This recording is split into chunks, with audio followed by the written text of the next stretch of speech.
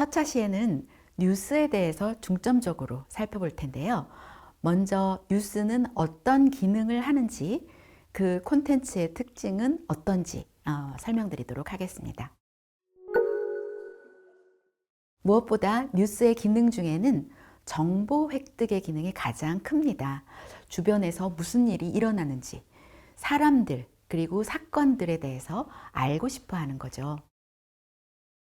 그런데 실제로 뉴스를 기억하는 정도나 이해하는 정도는 별로 높지 않다고 합니다. 특히 경제 뉴스와 같이 전문적인 내용이 필요한 부분들은 완전히 이해하지는 못하는 그런 비율이 좀 높다고 알려져 있습니다. 그리고 최근으로 올수록 SNS에 정제되지 않은 뉴스, 이런 것들을 더 선호하는 경향도 보입니다. 인위적으로 가공되지 않은 속보를 또 선호하는 분들도 많이 계시고요. 그렇다면 전통적인 뉴스 콘텐츠들은 어떤 특성들을 가지고 있을까요? 맥퀘일이라는 언론학자가 정리해 놓은 뉴스의 특성들, 이걸 소개해 드리면요. 먼저 뉴스가 사회 고위층 그리고 공식적인 견해를 과다하게 제시하는 특성을 가지고 있습니다. 뉴스 관심사가 특히 정치 사회적인 엘리트에 집중되어 있는 거죠. 이에 비해서 SNS는 누구나 뉴스 생산자이자 소비자가 되면서 뉴스의 대상도 될 수가 있죠. 그래서 사람들이 열광하고 있다고 볼 수 있겠습니다. 뉴스의 또 다른 특성은 뉴스 안에서 가장 강조되는 가치가 현상 유지를 위해서 지지되고 합의된 가치라는 점입니다.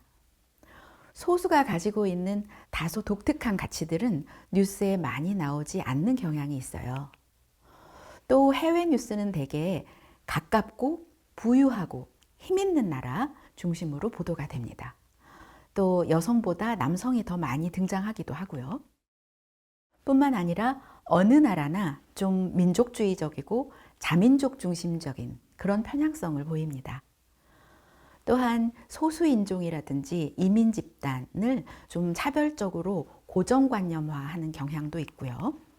범죄 뉴스에서는 이 사회의 위험 요소, 이건 상대적으로 간과한 채로 폭력적이고 개인적인 범죄를 과도하게 보도하는 경향을 보입니다. 건강 뉴스에서는 그 새로운 치료법, 여기에 관심을 많이 두고 있고요. 사회복지 수혜자를 부정적으로 묘사하는 경향도 있는데, 이런 현상은 대한 미디어에서는 대체로 반대로 나타나는 경향이 있습니다.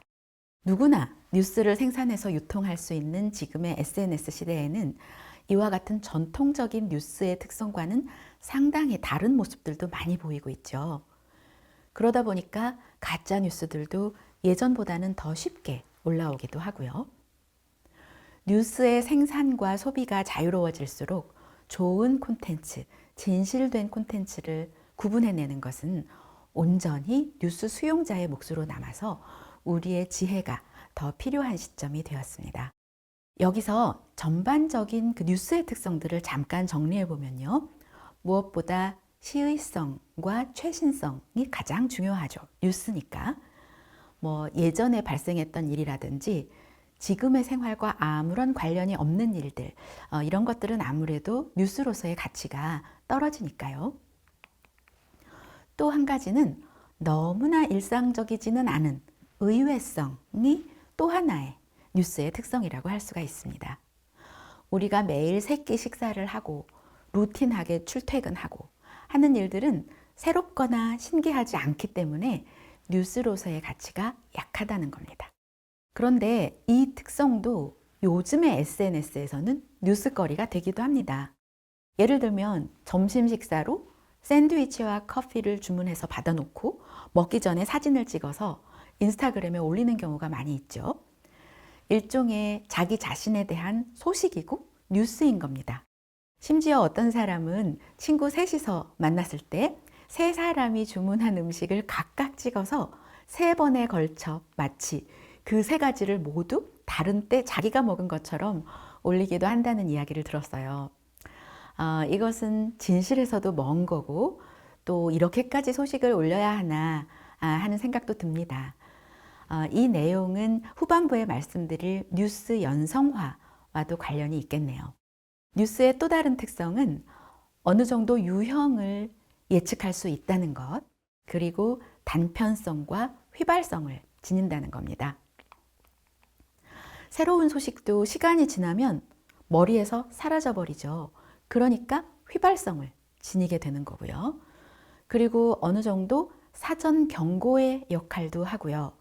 흥미롭고 당연히 뉴스니까 사실성을 지닙니다. 그 다음에 그 뉴스를 전달할 때 우리가 그 같은 내용이라고 하더라도 어떤 틀, 즉 어떤 프레임으로 전달하느냐에 따라서 사람들이 받아들이는 양상이 크게 달라질 수가 있습니다. 이것을 뉴스 프레이밍, 즉 틀짓기라고 얘기하는데요. 사건의 특정 부분을 강조해서 제시하는 그런 방식이 사람들의 생각에서 일종의 참조 틀 역할을 하는 것입니다. 대표적인 사례로 앤트만이라는 학자의 연구를 소개해 드리겠습니다.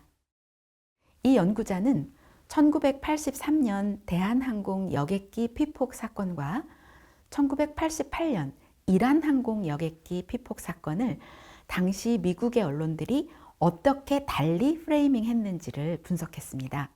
이 그림은 그 미국의 유명한 잡지들, 그러니까 사진이죠. 뉴스위크와 타임즈의 당시 표지들입니다.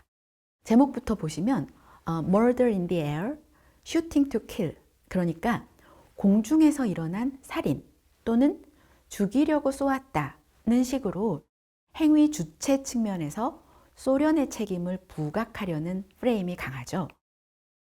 반면에 이란 항공 사건의 경우는 Why it happens, 즉 왜 이런 일이 발생했을까와 같이 미국의 책임을 약화하면서 실수였다라는 사실을 강조하려는 프레임이 많았습니다.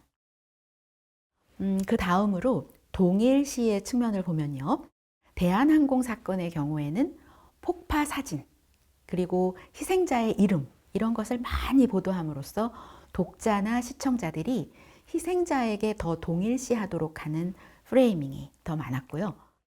이란 항공 사건의 경우에는 비행기가 아주 작게 보이는 사진, 이런 것을 실음으로써 민간 항공기인지 전투기인지 잘 분간이 안 될 수밖에 없었다, 이런 걸 보인다든지, 또는 실수가 일어나게 된 기술적인 원인을 대량으로 보도하는 경우가 많았습니다.